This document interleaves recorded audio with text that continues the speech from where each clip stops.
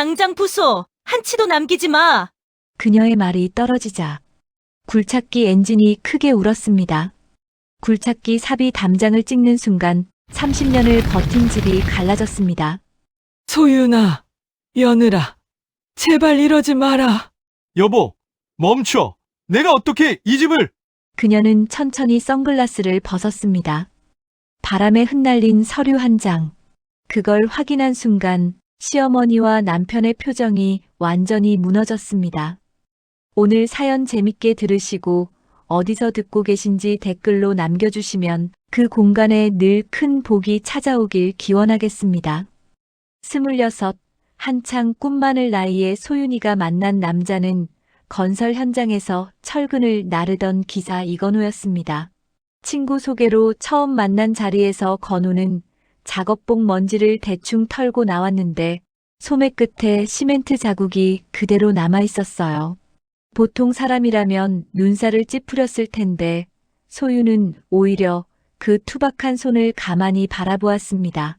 하루 종일 무거운 것을 들어올린 손이었어요. 거칠었지만 정직한 손이었습니다. 건우는 매일 아침 새벽 5시에 나가서 해가 떨어질 때까지 일했습니다. 정규직이 아니라 일감이 있는 날만 일하는 형편이었으니 한 달 수입이 들쭉날쭉했어요. 그래도 소윤은 그 사람을 믿었습니다. 돈이 많아서가 아니었습니다. 힘든 일 앞에서 고개를 숙이지 않는 사람이라서 그것 하나만 보고 마음을 정한 겁니다. 문제는 주변이었습니다. 소윤의 친정 오빠 김도현이 건우를 처음 만나고 돌아오는 길에 한마디 했습니다. 소윤아, 그 사람 재산도 없고 기술 자격증 하나 달랑인데 괜찮겠어? 소윤이 오빠 쪽을 돌아보며 또박또박 대답했습니다. 오빠, 나는 조건을 보는 게 아니라 사람을 보는 거야. 도연은 더 말을 잇지 못했어요. 동생의 눈빛이 워낙 단단했기 때문입니다. 결혼이 결정되고 소윤은 처음으로 시댁을 방문했습니다. 대문 안으로 들어서는 순간 시어머니 최명자의 시선이 소윤의 발끝에서부터 머리끝까지 천천히 훑고 올라갔습니다. 값비싸지 않은 구두, 단정하지만 수수한 옷차림. 최명자의 입꼬리가 미세하게 내려앉았어요. 그리고 인사를 건네기도 전에 첫마디가 나왔습니다. 우리 건우가 좀 더 나은 집안 만날 수도 있었는데. 현관 옆에 서 있던 시아버지 이정태가 조용히 입을 열었습니다. 사람이 됐으면 됐지. 그 한마디에 최명자의 입이 닫혔고 소윤은 고개를 숙인 채 떨리는 다리를 간신히 붙들었습니다. 결혼 준비 과정은 초라했습니다. 예물도 예단도 변변한 것이 없었어요. 최명자가 동네 아주머니들과 나눈 이야기가 담 너머로 흘러들어왔습니다. 며느리 집에서 온 게 아무것도 없어. 빈손으로 시집 온 거지 뭐. 마루 뒤편에 서 있던 소윤의 손이 앞치마 자락을 꽉 움켜쥐었습니다.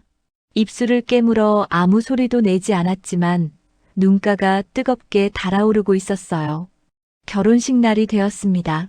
식장은 작았습니다. 하객도 많지 않았어요. 형편에 맞춰 차린 소박한 자리였는데 최명자는 시작 전부터 표정이 굳어 있었습니다. 하지만 소윤은 웨딩 마치가 울리자 환하게 웃으며 건우의 손을 잡았습니다. 건우가 고개를 숙이며 소윤의 귀에 대고 작게 말했어요. 미안하다. 더 잘해줄게. 소윤이 고개를 끄덕이며 그 손을 더 꼭 쥐었습니다. 그날 건우의 약속은 소윤에게 세상 무엇보다 단단하게 느껴졌을 겁니다.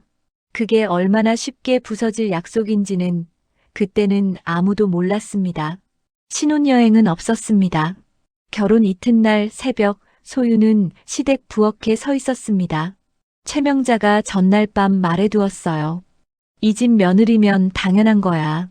새벽 5시 아직 바깥이 어두운데 소윤은 쌀을 씻고 반찬을 준비하기 시작했습니다. 찬 수돗물에 손이 얼얼했지만 멈추지 않았어요. 그런데 부엌 밖 마당에서 빗자루 소리가 들려왔습니다. 고개를 내밀어 보니 시아버지 정태가 이미 일어나 마당을 쓸고 있었어요. 두 사람의 눈이 마주쳤습니다. 정태가 잠시 빗자루를 멈추더니 짧게 한마디 했습니다. 고생이 많다. 그리고 다시 마당을 쓸기 시작했어요. 겨우 4글자짜리 말이었는데 소윤의 발끝이 부엌 문턱 위에 한참 동안 멈춰 서 있었습니다.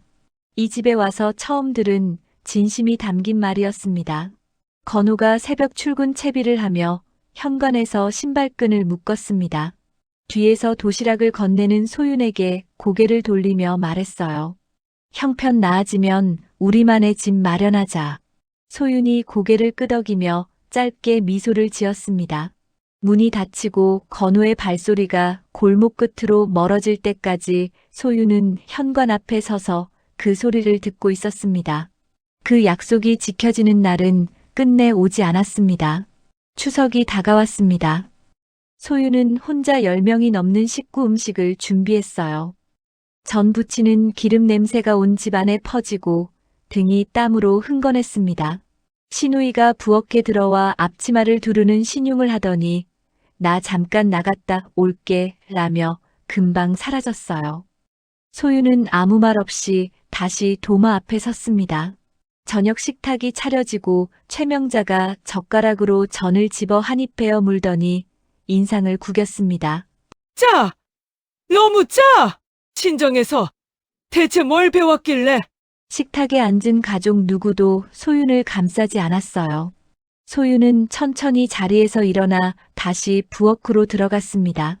그 뒷모습을 쭉 지켜본 사람이 딱 한 명 있었습니다. 시아버지 정태였어요. 그날 밤 설거지가 끝나고 집안이 조용해졌을 무렵이었습니다. 정태가 마루 끝에 걸터 앉아 부엌 쪽을 바라보고 있었습니다. 소윤이 마지막 그릇을 행주로 닦는 뒷모습이 부엌 불빛 아래 길게 드리워져 있었어요.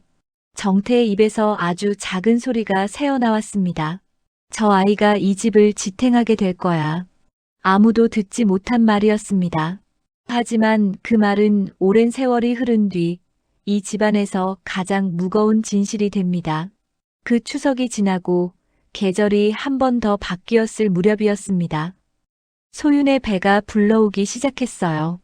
시댁 식구들 사이에 기대감이 돌았습니다. 특히 최명자는 아침마다 소윤의 배 모양을 유심히 살피며 배가 뾰족하니 아들일 거야라고 했고 동네 아주머니들한테도 이번엔 틀림없다며 벌써부터 잔치 이야기를 꺼냈습니다. 그런데 산실문이 열리고 의사가 한마디 했습니다. 예쁜 딸입니다. 최명자의 얼굴에서 웃음기가 순식간에 거쳤어요. 아이를 안고 나온 소윤을 한번 보더니 딸이네 그 말 하나를 남기고 등을 돌렸습니다. 복도에 남겨진 소윤의 품 안에서 갓난아이가 작은 주먹을 꼭 쥐고 있었어요. 건우도 분만실 앞에 서 있었는데 웃어야 할 얼굴에 미묘한 그림자가 스쳤습니다. 그래도 억지로 입꼬리를 올리며 수고했어라고 했지만 소윤의 눈은 이미 남편의 그 찰나의 망설임을 놓치지 않았습니다. 그날 밤 최명자가 안방에서 전화하는 소리가 복도까지 흘러나왔습니다. 처세가 딸이래요. 에휴, 다음엔 아들이겠지. 소윤은 옆방에서 아기에게 젖을 물리고 있었어요. 아이의 작은 입이 오물거리는 것을 내려다보며 입술이 파르르 떨렸습니다. 엄마가 미안해.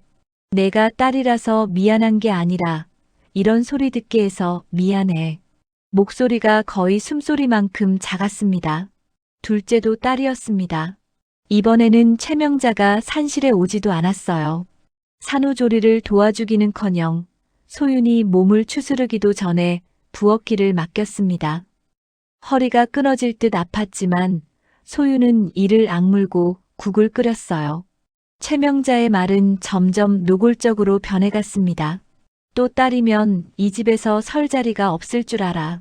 밥상머리에서 마루 끝에서 때와 장소를 가리지 않고 같은 말이 되풀이되었습니다. 그래도 건우는 이 시기까지 완전히 등을 돌린 건 아니었어요. 늦은 밤 일을 마치고 들어와 아이들이 잠든 방문을 살짝 열고 두 딸의 얼굴을 한참 들여다보곤 했습니다. 이불을 여미는 그 손길에는 아비의 온기가 남아 있었어요. 하지만 어머니 최명자 앞에만 서면 그 사람은 한없이 작아졌습니다. 아내 편을 드는 말 한마디 하지 못했어요. 셋째 아이가 태어나던 날 소윤이 가장 두려워하던 일이 벌어졌습니다. 또 딸이었습니다.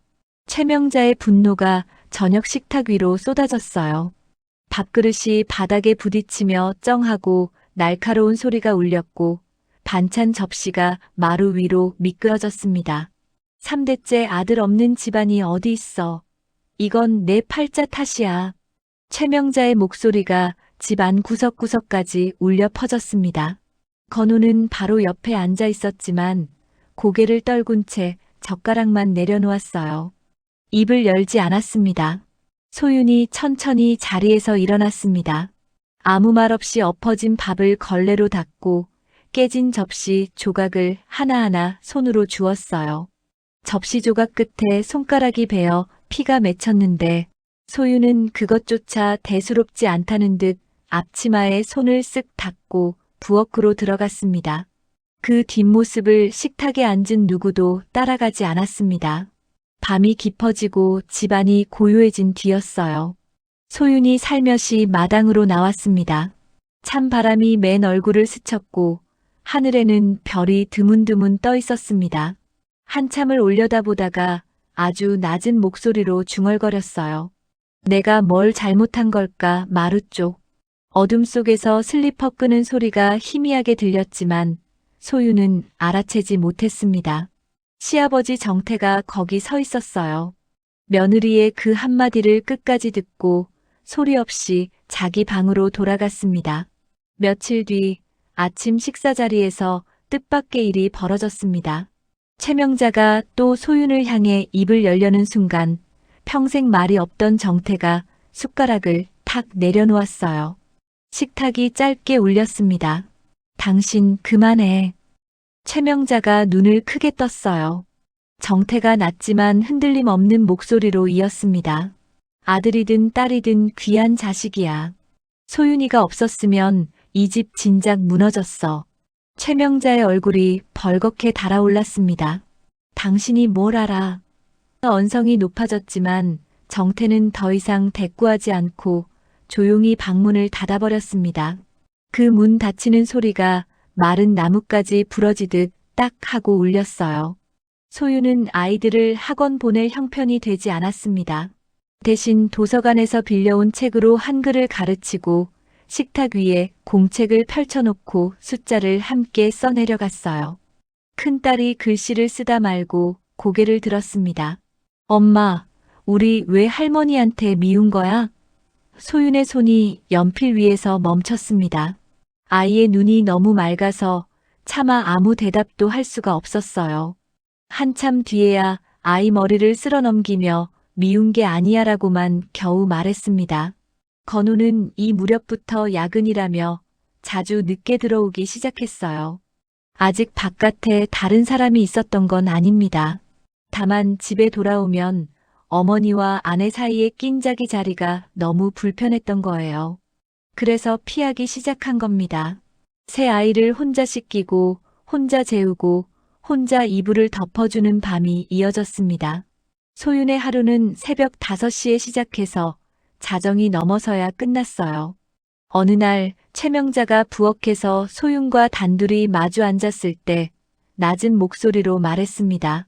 내가 아들을 못 낳으니까 나중에 건우가 바깥에서 아들 데려와도 할 말 없는 거야.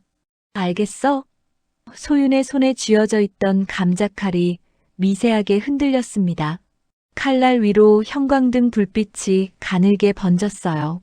하지만 소윤은 아무 대응 없이 천천히 몸을 돌려 다시 도마 앞에 섰습니다.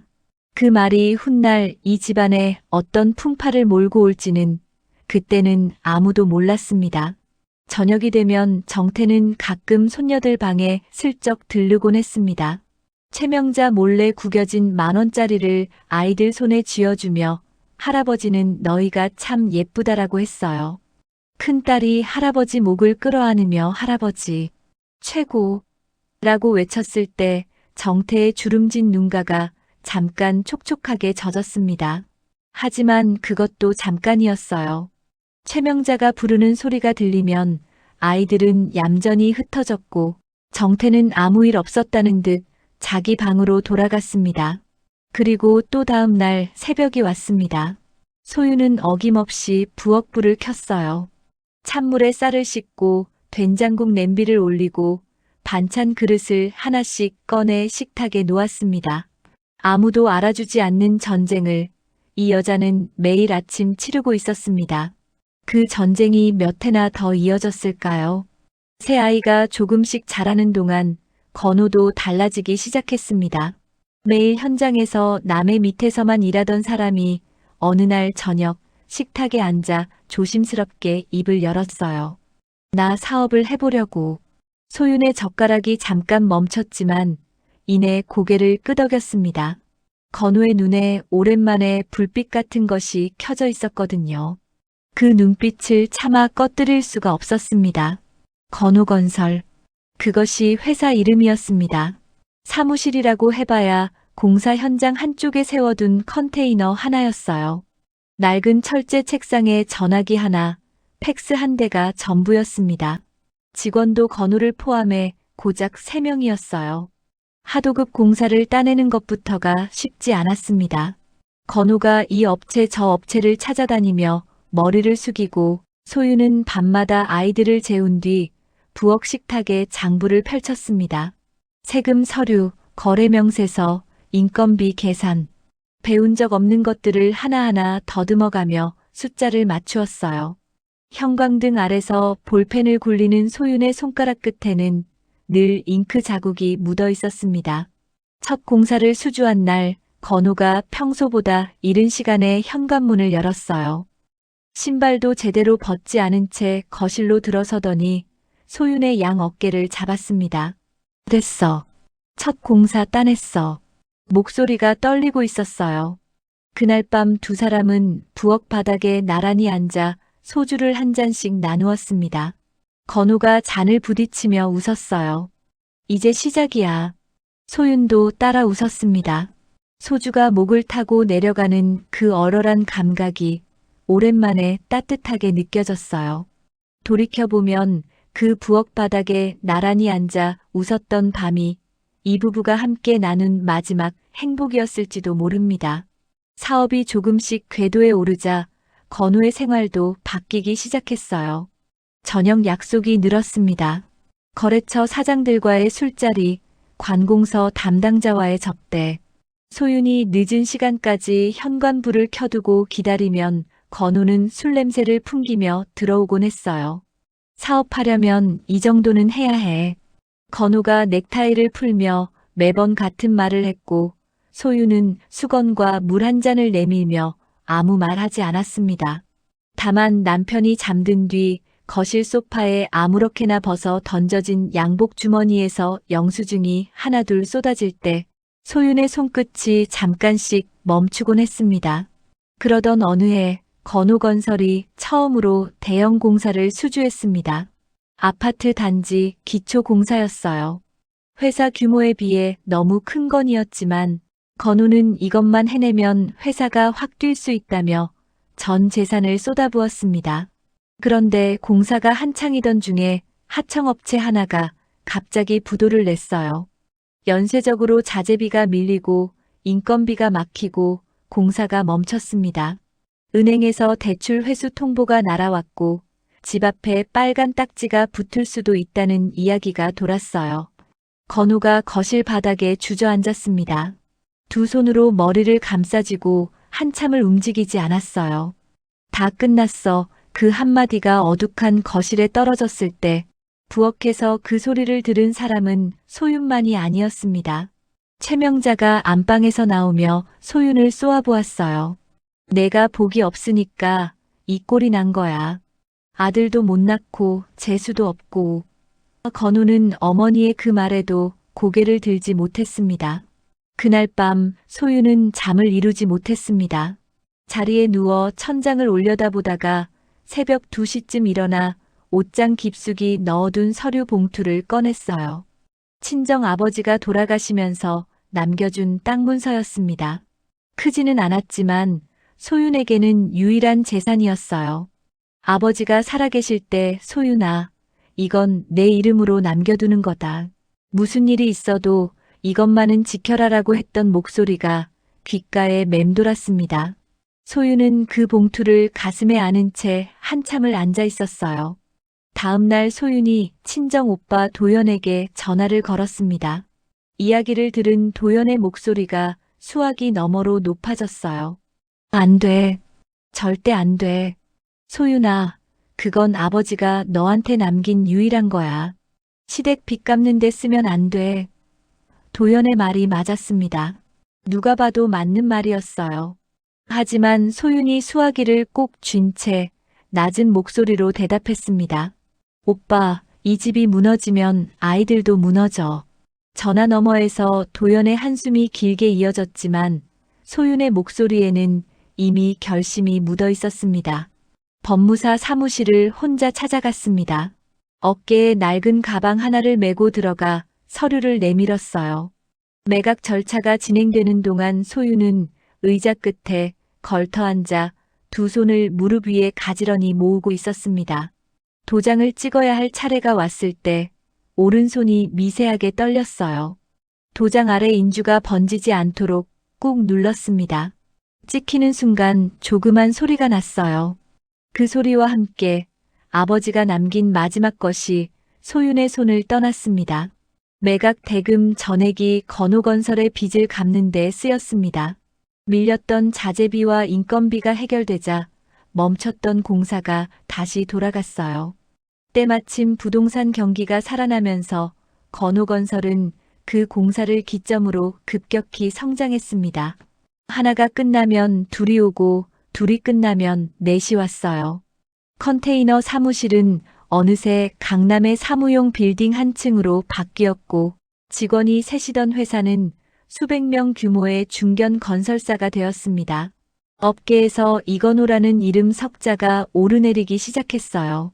사람들은 그를 맨손으로 일어선 자수성가의 아이콘이라 불렀습니다. 어느 날 경제신문 한 구석에 건호의 인터뷰 기사가 실렸습니다. 소윤이 식탁에서 신문을 펼쳐들었어요. 기사 제목 아래 건호의 사진이 있었고 그 옆에 굵은 글씨로 인용된 한마디가 적혀 있었습니다. 저 혼자 맨손으로 일궈냈습니다.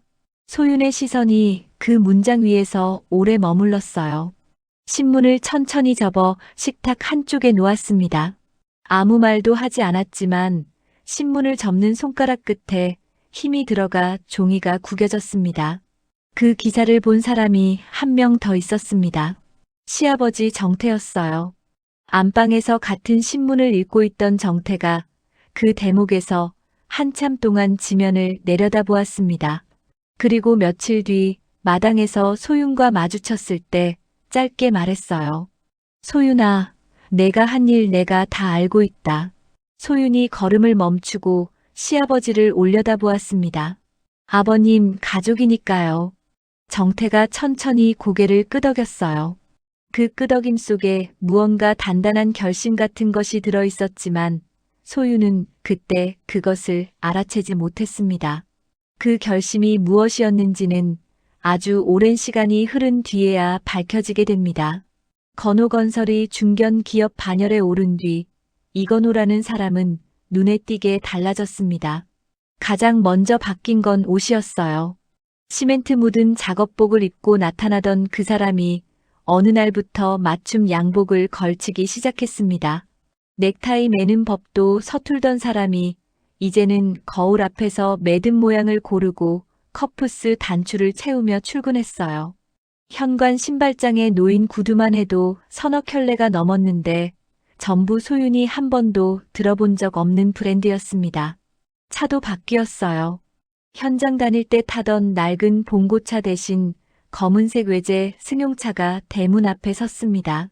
건호가 운전석에서 내리는 모습을 볼 때마다 소윤은 저 사람이 정말 내 남편이 맞나 싶은 생각이 스치곤 했습니다.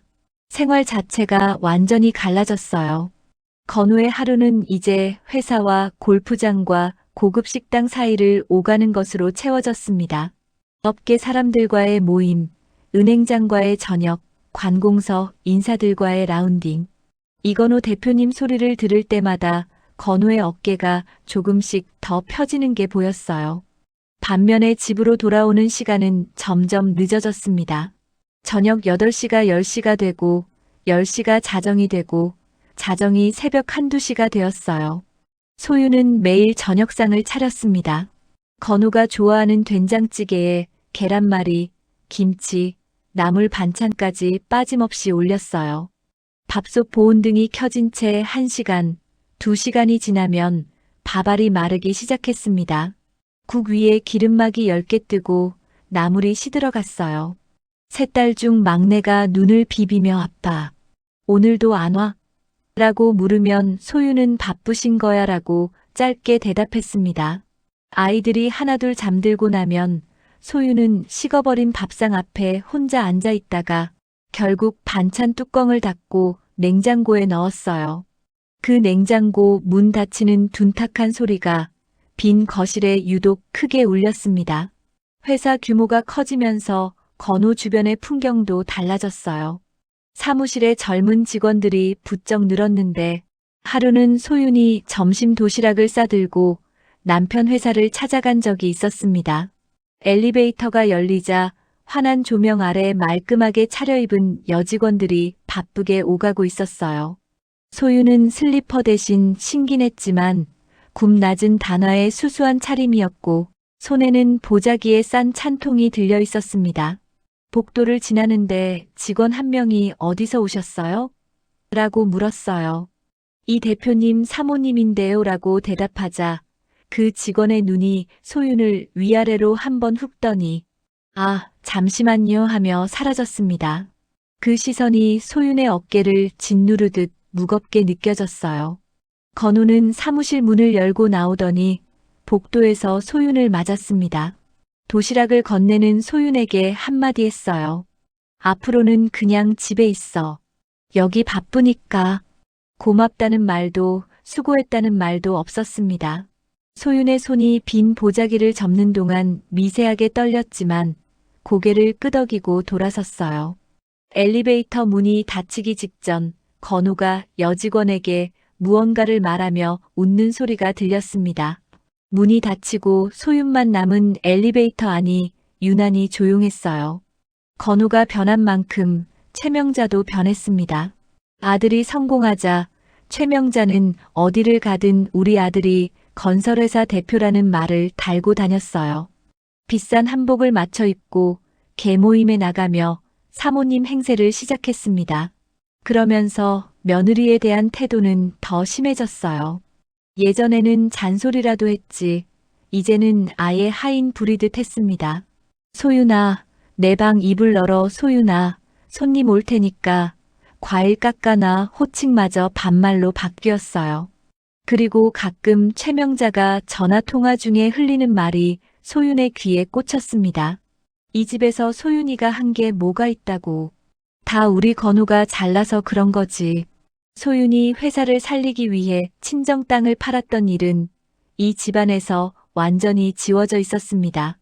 아이들에게도 그 그림자가 번졌어요. 큰딸이 학교에서 돌아오더니 방문을 쾅 닫았습니다. 소윤이 살며시 문을 열고 무슨 일이냐고 물었더니 큰딸이 이불에 얼굴을 파묻은 채 말했어요. 친구가 물었어. 너네 아빠가 건설회사 사장이면 엄마는 뭐 하시냐고. 나 아무 말도 못했어. 소윤의 손이 아이의 등 위에서 멈췄습니다. 무어라 대답해야 할지 한참을 찾다가 결국 아무 말 없이 아이의 머리카락을 쓸어 넘겨주었어요. 어느 저녁 소윤이 안방을 정리하다가 건우의 양복 안주머니에서 진동이 울리는 전화기를 발견했습니다. 화면에 번호가 떠 있었는데 저장된 이름은 없었어요. 전화가 끊기고 얼마 뒤 같은 번호에서 다시 울렸습니다.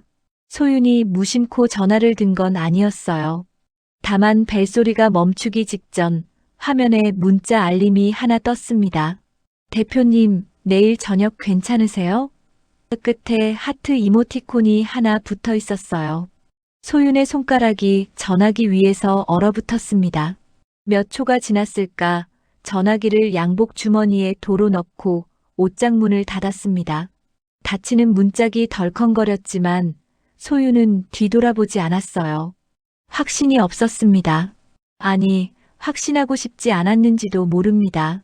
그리고 결혼 기념일이 돌아왔습니다. 소유는 아침부터 장을 보고 건우가 좋아하는 갈비찜을 준비했어요.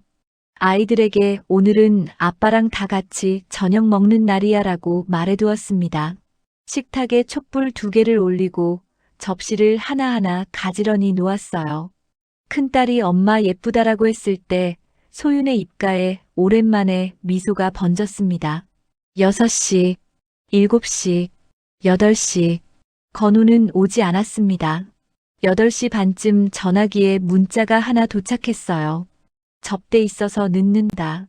그 한 줄이 전부였습니다. 결혼 기념일이라는 말도 미안하다는 말도 없었어요. 소윤이 전화기를 식탁 위에 내려놓았습니다. 아이들이 눈치를 보며 하나둘 자기 방으로 들어갔어요. 거실에 소윤만 남았습니다. 촛불이 천천히 줄어들고 있었어요. 녹은 초가 식탁 위로 흘러내려 하얀 웅덩이를 만들었습니다. 소윤은 그것을 한참 동안 바라보다가 손가락 끝으로 촛불을 눌러 껐습니다. 작은 연기가 피어올라 천장 쪽으로 흩어졌어요. 어둑해진 식탁 위에 식어버린 갈비찜이 그대로 놓여 있었고 소윤은 그 앞에서 한동안 움직이지 않았습니다. 이 집에서 소윤의 자리가 점점 사라지고 있었습니다. 그리고 그 빈자리를 채울 누군가가 이미 이 집을 향해 다가오고 있었습니다. 그 사람은 어느 일요일 점심에 나타났습니다. 건우가 현관문을 열며 오늘 같이 식사할 사람이 있어라고 말했을 때 소윤은 부엌에서 앞치마를 두른 채 고개를 돌렸어요. 건우 뒤에 한 여자가 서 있었습니다. 단정한 단발머리, 깔끔한 베이지색 재킷, 손목에 걸린 가는 금팔찌. 향수 냄새가 현관에서부터 거실까지 은은하게 번졌어요. 소윤이 무의식적으로 자기 앞치마 끝을 만졌습니다. 된장국 끓이다 튄 국물 자국이 거기 묻어 있었어요. 자산관리 전문 컨설턴트 서미애입니다. 회사 재무 쪽으로 대표님을 도와드리고 있어요. 미애는 능숙하게 고개를 숙이며 인사했습니다. 목소리가 또렷하고 자신감이 있었어요. 소윤에게 시선을 맞추며 사모님 처음 뵙겠습니다라고 했는데 그 눈이 소윤의 얼굴과 옷차림을 빠르게 한 바퀴 훑고 지나가는 것을 소윤은 놓치지 않았습니다. 아주 짧은 순간이었지만 그 시선 안에 무언가를 재는 듯한 차가움이 있었어요. 건우가 거실 소파에 앉으며 소윤에게 말했습니다. 밥 한 그릇 더 놔. 손님에게 뭘 드시겠느냐고 묻는 것도 미리 알려주는 것도 아니었어요. 그냥 한 그릇 더 놓으라는 지시였습니다. 소윤은 아무 말 없이 부엌으로 들어가 밥그릇을 하나 더 꺼냈어요. 식사 자리에서 미애는 건우 옆에 앉았습니다. 둘의 대화는 주로 회사 이야기였는데 세금 구조니 자산 배분이니 하는 말들이 오갔어요. 소윤은 반찬을 옮기고 국을 떠주며 자리를 지켰지만 대화에 끼어들 틈이 없었습니다. 그런데 이상한 건 최명자의 반응이었어요. 최명자가 미애의 옷차림과 가방을 힐끗힐끗 보더니 식사 중간에 입을 열었습니다. 이런 분이 우리 아들 옆에서 일하면 회사가 더 잘 되겠네. 그 말을 하면서 시선이 잠깐 소윤 쪽으로 흘렀어요. 비교하고 있는 겁니다. 소윤은 젓가락을 쥔 손에 힘이 들어갔지만 고개를 숙인 채 밥을 떠먹었습니다. 그날 이후 미애는 자주 왔습니다. 처음에는 한 달에 한 번이던 것이 격주가 되고 매주가 되었어요. 사업 보고라는 명목이었지만 올 때마다 빈손이 아니었습니다. 최명자에게는 비싼 홍삼과 녹용, 수입 과일 세트를 가져왔고 건우에게는 새로 나온 골프 장갑이나 넥타이를 선물했어요. 소윤에게는 아무것도 없었습니다. 한 번은 미애가 현관에서 구두를 벗으며 사모님, 이거 집에 두고 먹을 과일이에요라고 커다란 상자를 건넸는데 상자 위에 적힌 이름은 최명자 여사님 귀하였어요. 소윤이 그 글씨를 보고 잠깐 멈칫했지만 감사합니다라고만 말하고 상자를 부엌으로 들고 갔습니다. 추석이 돌아왔을 때 미애가 명절 인사를 왔어요. 보통 집안 명절에 외부 사람이 오는 일은 드문데 건우가 먼저 불렀습니다.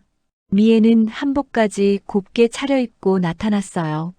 최명자가 그 한복을 보더니 어머, 이게 얼마짜리야. 참 곱다라며 미애의 소매를 만졌습니다. 소유는 그 옆에서 전을 부치고 있었어요. 기름이 손등에 튀어 따끔했지만 최명자와 미애의 웃음소리가 기름 튀는 소리보다 더 크게 부엌까지 들려왔습니다. 미애는 점점 이 집에서 자기 자리를 만들어가고 있었습니다. 그날 저녁 아이들이 잠든 뒤 조심스럽게 말했습니다. 그 사람이 왜 자꾸 우리 집에 와? 사업 이야기는 사무실에서 하면 안 돼? 건우의 표정이 순식간에 굳었어요. 리모컨을 소파 위에 탁 내려놓으며 목소리를 높였습니다. 넌 맨날 의심이야. 그 사람이 내 회사에 얼마나 도움이 되는지 알아? 사업에 대해 아는 게 하나도 없으면서 참견하지 마. 소윤의 입이 열렸다가 다시 닫혔어요. 더 말하면 싸움이 될 것을 알았기 때문입니다. 건우가 방문을 닫고 나간 뒤 소윤은 소파에 앉은 채 텔레비전도 켜지 않은 거실에서 한참을 앉아 있었습니다. 어느 날 미애가 소윤과 단둘이 부엌에 남게 된 적이 있었어요. 건우와 최명자가 거실에서 이야기하는 동안 미애가 슬쩍 부엌으로 들어와 물 한 잔을 따르며 말했습니다. 사모님은 정말 대단하세요. 이렇게 큰 집 살림을 혼자 다 하시다니. 전 그런 거 절대 못할 것 같아요. 웃으면서 한 말이었는데 그 안에 묘한 날이 서 있었어요. 당신은 살림하는 사람이고 나는 다른 일을 하는 사람이라는 선을 긋는 말이었습니다. 소윤의 손이 행주를 쥔 채 멈췄지만 아무 대꾸도 하지 않았어요. 미애는 물잔을 들고 수고하세요라며 나갔습니다. 부엌에 남은 소윤의 귀에 거실에서 미애가 건우에게 무언가를 말하며 웃는 소리가 들려왔습니다. 결정적인 장면을 본 것은 건우 회사의 창립기념 행사날이었습니다. 소윤은 오랜만에 외출복을 꺼내 입고 행사장에 갔어요. 넓은 연회장에 업계 사람들이 가득했는데 소윤은 아는 얼굴이 거의 없었습니다. 한쪽 구석에서 음료를 들고 서 있는데 건너편에서 건우의 웃음소리가 들려왔어요. 고개를 돌려보니 건우가 미애 옆에 서 있었습니다. 미애의 어깨에 자연스럽게 손을 얹고 무언가 말하며 환하게 웃고 있었어요. 미애도 따라 웃으며 건우의 팔을 가볍게 잡았습니다. 두 사람 사이의 거리가 사업 파트너 사이에서는 볼 수 없는 거리였습니다. 소윤의 손에 들린 음료잔이 기울어졌어요. 차가운 물이 손등을 타고 흘렀지만 소윤은 알아채지 못했습니다. 시선을 거둘 수가 없었어요. 몇 초였을까? 아니 몇 분이었을까? 소윤이 고개를 돌리고 행사장 출구 쪽으로 걸어갔습니다. 아무에게도 인사하지 않았어요. 밖으로 나오니 가을 바람이 달아오른 볼을 스쳤습니다. 택시를 잡아타고 집으로 돌아오는 동안 창밖만 바라보았어요. 그날 밤 건우는 집에 들어오지 않았습니다. 소윤은 아이들을 재운 뒤 혼자 화장실 거울 앞에 섰습니다. 거울 속 자기 얼굴을 한참 동안 들여다보았어요. 세월이 새긴 주름, 부엌일로 거칠어진 손, 손톱 밑에 남은 양파물. 거울 위쪽 선반에 놓인 핸드크림 하나가 눈에 들어왔는데 반도 안 쓴 채 뚜껑이 말라붙어 있었어요. 바를 시간조차 없었던 겁니다. 내가 이렇게까지 해서 소윤의 입술이 움직였지만 문장은 끝까지 이어지지 않았습니다. 거울에서 시선을 떼고 불을 껐어요. 아이들 방으로 들어가 셋딸 사이에 끼어 누웠습니다. 큰딸이 잠결에 몸을 뒤척이다 소윤의 품으로 파고들었어요. 잠든 아이의 숨소리가 작고 고르게 이어지는 사이 큰딸이 가느다란 목소리로 중얼거렸습니다. 엄마, 울었어? 소윤이 아이의 이마에 입술을 대며 속삭였어요. 아니야, 엄마 안 울었어. 시아버지 정태는 이 무렵 자주 안방 창가에 앉아 바깥을 내다보았습니다. 미애가 올 때마다 정태의 입가가 굳었어요. 한 번은 건우에게 직접 말한 적이 있었습니다. 건우야, 집에 외부 사람 자주 들이지 마라. 건우가 가볍게 웃으며 대답했어요. 아버지는 사업을 몰라서 그래요. 요즘 시대에 이런 식으로 네트워크를 관리해야 됩니다. 정태의 눈이 아들을 똑바로 쳐다보았습니다. 아들의 눈에서 예전에 있던 것이 사라져 있었어요. 정태는 더 이상 말하지 않았습니다. 다만 방으로 돌아가며 문을 닫는 손에 평소보다 힘이 들어가 있었어요. 이불 속에서 소윤이 베개에 얼굴을 묻었습니다.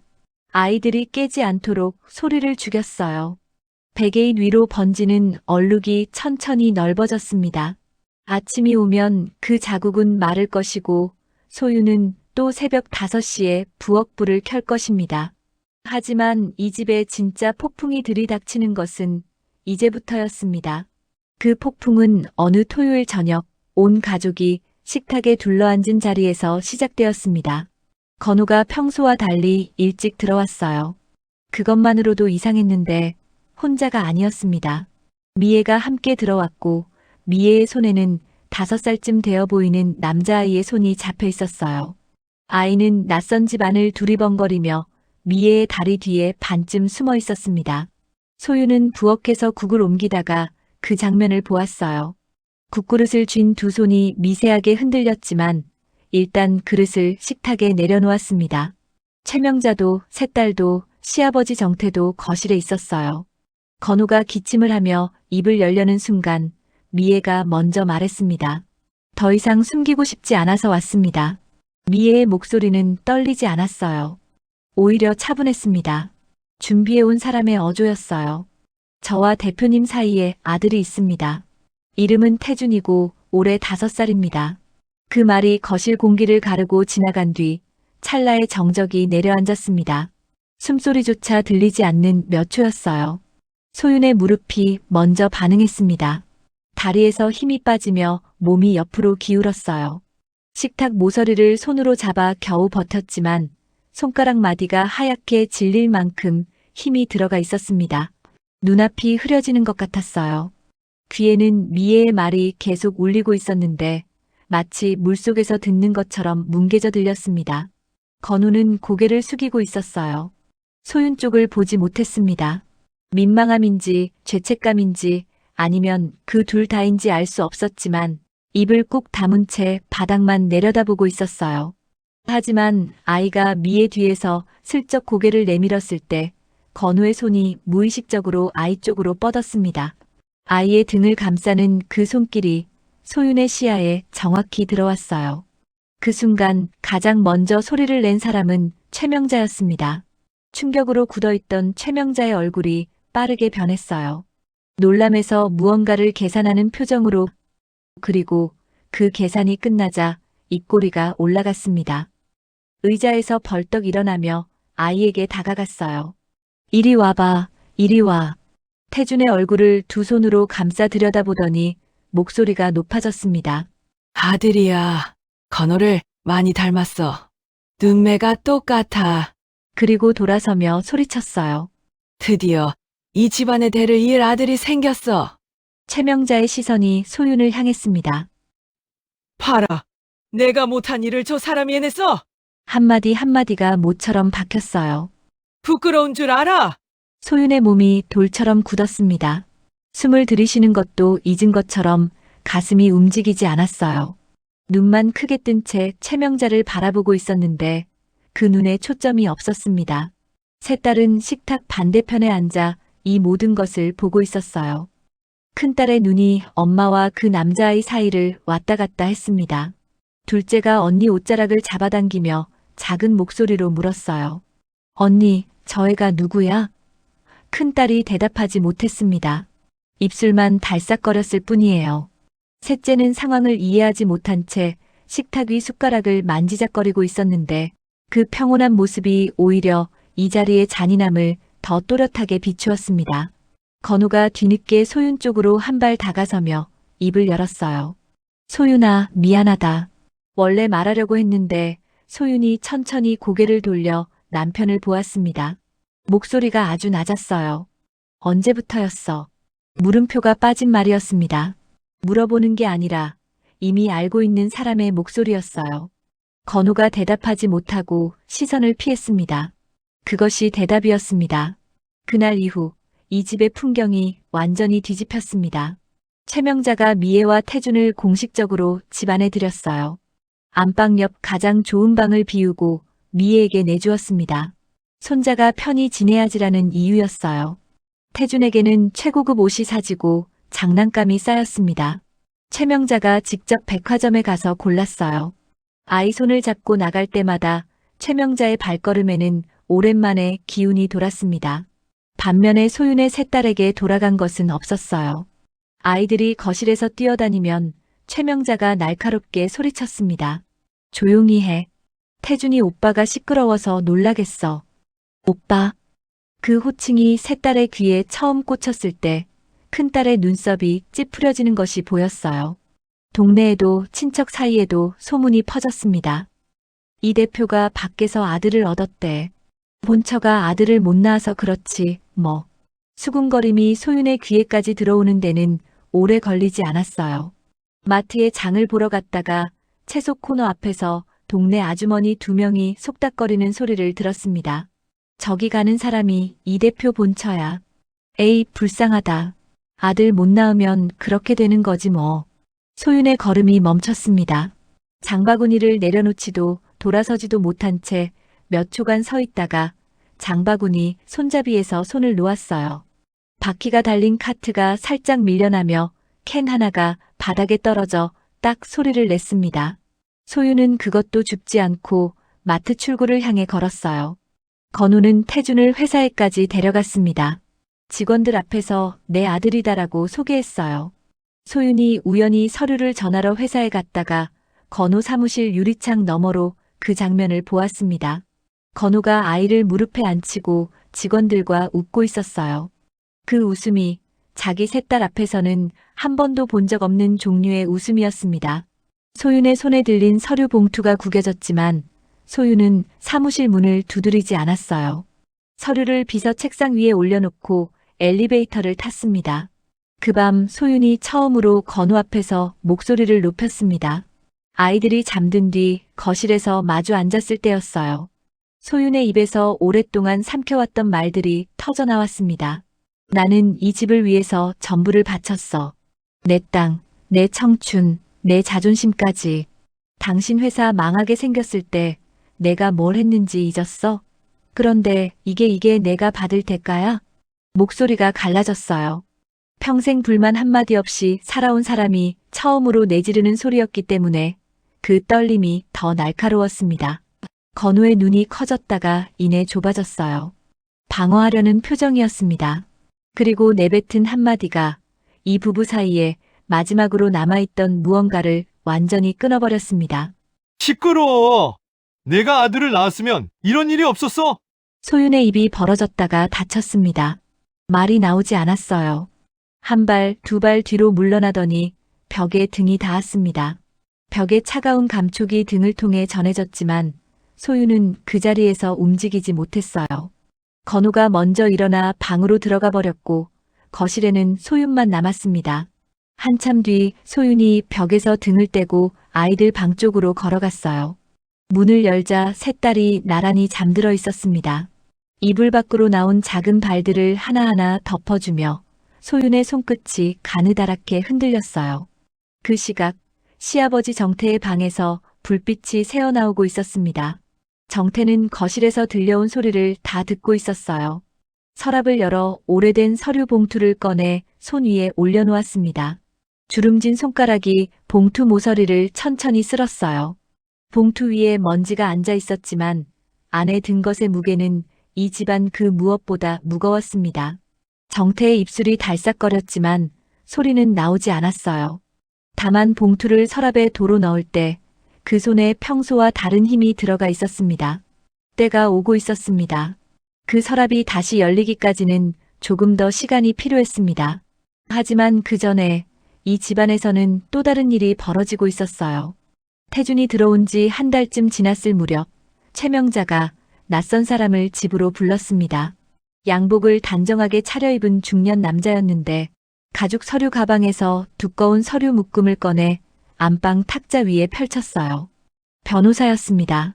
최명자가 문을 닫고 그 사람과 오랜 시간 이야기를 나누었는데 소유는 아이들 간식을 준비하다가 안방 쪽에서 새어나오는 소리를 들었어요. 또렷하게 들리진 않았지만 신탁, 지분 변경, 수익자 지정이라는 단어들이 문틈 사이로 흘러나왔습니다. 소윤의 손이 과일 칼 위에서 멈췄어요. 심장이 한 박자 빨라지는 것을 느꼈지만 안방 문을 두드릴 수는 없었습니다. 이 집에서 소윤이 그 문을 열 자격은 이미 오래전에 사라진 것처럼 느껴졌으니까요. 며칠 뒤 같은 변호사가 다시 왔고 이번에는 미애도 함께였습니다. 안방에 셋이 들어가 문을 닫았어요. 소윤이 빨래를 널기 위해 복도를 지나는데 미애의 목소리가 들렸습니다. 이렇게 구조를 바꾸시면 태준이 앞으로 핵심 자산이 자연스럽게 넘어갑니다. 세 분 따님 쪽은 최소한의 유류분만 남기면 됩니다. 전문가의 어조였어요. 자산관리 컨설턴트라는 직함이 이 순간을 위해 존재했던 것처럼 미애의 말에는 거침이 없었습니다. 소윤의 발이 복도 한가운데서 멈췄습니다. 빨랫감을 아는 두 팔에 힘이 풀려 수건 하나가 바닥에 떨어졌어요. 춥지 않았습니다. 그 자리에 서서 안방 쪽을 바라보다가 한참 만에 고개를 돌리고 마당으로 나갔습니다. 마당 빨래줄에 젖은 이불을 너는 동안 손이 계속 떨렸어요. 빨래 집게가 2번이나 풀에서 빠져 떨어졌지만 소윤은 그것을 주워 다시 집으며 입술을 꽉 깨물었습니다. 그리고 어느 저녁이었습니다. 건우가 거실 소파에 앉은 채 소윤에게 서류 2장을 내밀었어요. 한 장은 이혼 합의서였고 다른 한 장은 재산 분할 포기 각서였습니다. 건우의 표정에는 미안함 같은 것은 보이지 않았어요. 오히려 사업 계약을 처리하듯 건조한 목소리로 말했습니다. 깔끔하게 정리하자. 아이들 양육비는 줄 테니까. 소윤이 그 서류를 받아들었습니다. 종이가 미세하게 바스락거렸어요. 글씨를 읽으려 했지만 글자가 흐릿하게 번져 보였습니다. 눈에 물기가 차올랐기 때문인지 아니면 손이 떨려 초점을 맞출 수 없었기 때문인지는 알 수 없었어요. 한참을 내려다보다가 소윤이 낮은 목소리로 물었습니다. 이게 25년을 함께 산 사이에 할 말이야? 건우가 대답하지 않았어요. 시선을 피한 채 일어서서 방으로 들어가 버렸습니다. 소윤은 소파에 앉은 채 서류 2장을 무릎 위에 올려놓고 오래도록 움직이지 않았어요. 종이 위에 물방울 하나가 떨어져 글씨 위로 번졌지만 소윤은 닦지 않았습니다. 다음 날 오후 미애가 찾아왔습니다. 이번에는 혼자였어요. 소윤이 부엌에서 설거지를 하고 있는데 뒤에서 발소리가 나더니 미애가 나란히 섰습니다. 사모님, 잠깐 이야기 좀 해도 될까요? 미애의 말투는 부드러웠지만 그 안에 담긴 것은 부드럽지 않았어요. 이제 현실을 받아들이시는 게 좋을 것 같아요. 이 집의 미래는 태준이에요. 사모님은 충분히 역할을 하셨잖아요. 이제 편하게 쉬셔도 되는 거예요. 위로하는 것 같으면서도 나가라는 말이었습니다. 소윤의 손에 쥐어진 수세미에서 거품이 뚝뚝 떨어졌어요. 고개를 돌려 미애를 보았습니다. 두 여자의 눈이 마주쳤어요. 소윤은 아무 말도 하지 않았고 미애는 미소를 유지한 채 먼저 시선을 거두고 부엌을 나갔습니다. 소윤이 다시 싱크대를 향했을 때 손에 쥔 접시가 미끄러져 물속에 풍덩 빠졌어요. 물이 앞치마 위로 튀었지만 신경 쓰지 않았습니다. 최명자가 가족회의를 소집한 것은 그 주 일요일이었습니다. 거실에 건우, 최명자, 미애, 그리고 서울에서 내려온 신우이까지 모였어요. 소윤은 맞은편 의자 하나에 혼자 앉아 있었습니다. 사방에서 시선이 쏟아졌어요. 최명자가 먼저 입을 열었습니다. 소윤아, 이 집 재산은 이씨 가문 거야. 내 몫은 없어. 깨끗하게 나가면 체면은 지켜줄게. 건우는 옆에 앉아 있으면서도 한마디 거들지 않았어요. 입을 꾹 다문 채 바닥만 보고 있었습니다. 신우이가 부드러운 척 끼어들었어요. 언니, 오빠도 이제 새 출발할 때 됐잖아. 언니도 이해해줘. 소윤이 천천히 고개를 돌려 신우이를 바라보았습니다. 나한테 이해를 구하는 거야? 아니면 나가라는 거야? 조용했지만 또렷한 목소리였어요. 신우이의 입이 열렸다가 닫혔고 방 안에 짧은 침묵이 흘렀습니다. 하지만 그 침묵을 깬 것은 최명자의 한숨이었어요. 왜 이렇게 말귀를 못 알아듣니? 소유는 그 자리에서 일어나지 못했습니다. 일어나면 다리가 풀릴 것 같았거든요. 두 손을 무릎 위에 올려놓은 채 손가락 끝을 꾹꾹 눌렀어요. 사방에서 쏟아지는 말들이 귀를 때렸지만 소유는 입을 열지 않았습니다. 열면 울음이 나올 것 같았기 때문입니다. 가족회의가 끝난 뒤 소유는 자기 방에서 짐을 싸기 시작했어요. 25년 동안 이 집에서 모은 것들은 생각보다 적었습니다. 소박한 옷가지 몇 벌, 아이들 어릴 적 사진, 다 쓴 가계부 노트, 그리고 결혼 앨범 한 권. 옷을 접어 박스에 넣다가 결혼 앨범이 손에 잡혔어요. 첫 페이지를 열었습니다. 작은 식장에서 찍은 사진 속에 젊은 건우와 젊은 소윤이 나란히 웃고 있었어요. 사진 아래 귀퉁이에 건우의 글씨가 적혀 있었습니다. 미안하다, 더 잘해줄게. 소윤의 손가락이 그 글씨 위에 멈췄어요. 글자를 따라 천천히 쓸었습니다. 그 손가락 끝이 가늘게 떨리다가 앨범을 덮었어요. 박스맨 아래에 넣고 그 위에 옷가지를 쌓았습니다. 다시는 꺼내지 않을 것처럼요. 큰딸이 엄마 방 앞을 지나다가 열린 문틈으로 박스를 보았어요. 엄마, 이게 뭐야? 안으로 들어와 박스를 보더니 식탁 위에 놓인 서류 봉투가 눈에 들어왔습니다. 소윤이 미처 치우지 못한 이혼 합의서였어요. 큰딸이 서류를 집어 읽기 시작했습니다. 글씨를 따라가던 큰딸의 눈이 점점 커지더니 서류를 쥔 손이 와들와들 떨렸어요. 엄마 목소리가 갈라졌습니다. 왜 엄마만 이렇게 당해야 해? 큰딸의 눈에서 눈물이 쏟아졌고 소윤이 얼른 아이를 안아 끌어당겼어요. 엄마가 알아서 할게. 걱정하지 마. 하지만 큰딸을 안은 소윤의 턱이 아이 머리 위에서 미세하게 떨리고 있었습니다. 그날 밤 소윤은 오래 망설이다 전화기를 들었습니다. 번호를 누르는 손가락이 느렸어요. 신호음이 2번 울리기도 전에 친정 오빠 도연이 받았습니다. 오빠 소윤의 목소리가 거기서 끊겼어요. 말을 잇지 못했습니다. 수화기 너머에서 도연이 숨을 멈춘 것이 느껴졌어요. 소윤아, 무슨 일이야? 소윤이 겨우 한마디를 밀어냈습니다. 나 이제 어떡해? 도연의 대답은 빠르고 단호했어요. 지금 바로 간다. 움직이지 마. 도연이 도착한 것은 밤 11시가 넘어서였습니다. 현관 앞에서 소윤을 본 도연의 표정이 굳었어요. 마른 얼굴에 붉어진 눈, 허리가 구부정해진 동생의 모습이 몇 년은 더 늙어 보였을 겁니다. 도연이 동생의 어깨를 잡고 말했습니다. 소윤아, 포기하지 마. 내 권리가 있어. 소윤이 오빠 얼굴을 올려다보았어요. 도연의 눈에도 핏줄이 서 있었습니다. 다음 날 아침 소윤이 세 딸의 손을 잡고 집앞 마당에 섰습니다. 새벽 공기가 차가웠어요. 이 집 지붕 아래서 25년을 보냈는데 이제 그 지붕이 자기 것이 아닐 수도 있다는 생각이 발끝에서부터 올라왔습니다. 큰딸이 엄마 손을 꼭 쥐었어요. 엄마, 우리 어디로 가? 소윤이 대답하지 못한 채 집을 올려다보았습니다. 이 집을 지킨 건 나였는데 2층 시아버지 방 창문에서 커튼이 살짝 움직였습니다. 정태가 커튼 틈 사이로 마당에 선 며느리와 손녀들을 내려다보고 있었어요. 주름진 손이 커튼 자락을 잡은 채 한참을 놓지 않았습니다. 그리고 천천히 커튼을 내리며 돌아서서 서랍 앞에 섰어요. 이번에는 봉투를 꺼내 품에 넣었습니다. 그날 오후 소윤의 전화기가 울렸습니다. 화면에 아버님이라는 글씨가 떠 있었어요. 시아버지 정태가 직접 전화를 거는 일은 거의 없었습니다. 몇 년에 한 번 있을까 말까 한 일이었어요. 소윤이 전화를 받자 정태의 목소리가 들려왔는데 예전보다 많이 가늘어져 있었습니다. 소윤아, 잠깐 올 수 있겠니? 그게 전부였어요.